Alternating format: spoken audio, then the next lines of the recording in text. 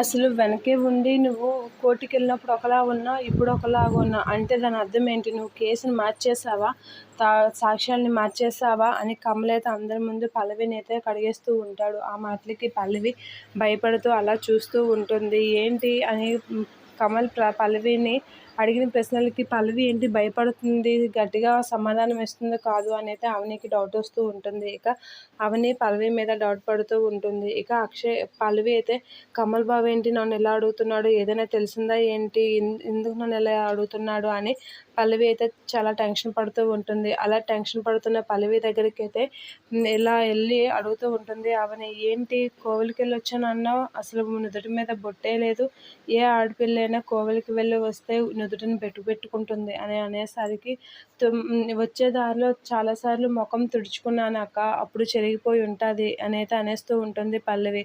సరే తుడుచుకున్నా పోయింది, మరి పువ్వో పండో కాయో ఏదో ఒకటి తేవాలి కదా కోవిలికి వెళ్ళి అనేది అంటూ ఉంటుంది అవని. ఆ మాటలకి బయట ఉన్న భిక్షగానికి ఇస్తానక్క అనేది అంటూ ఉంటుంది పల్లవి. ఆ మాటలకి రూపాయి భిక్షం అడిగితేనే వేయిందనివి పండు కాయ ఇచ్చేస్తావా, పోనీలే మంచిదేలే అనేది అవని అనేస్తూ ఉంటుంది పల్లవితో.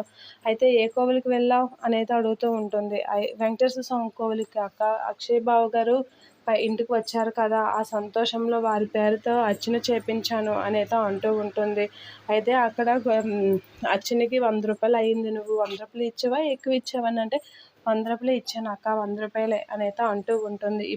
ఇప్పుడు దొరికావు, అసలు అర్చనకి 100 రూపాయలు కాదు 50 రూపాయలు, నువ్వు 100 రూపాయలు ఇచ్చానన్నావు, ఇప్పుడే తెలుస్తుంది. అయినా నిన్ను ఎన్ని విధాలుగా అడగాల్సినంత అవసరం లేదు, కానీ నీ టెన్షన్ చూసి నాకు ఎందుకో నీ మీద అనుమానం వస్తుంది.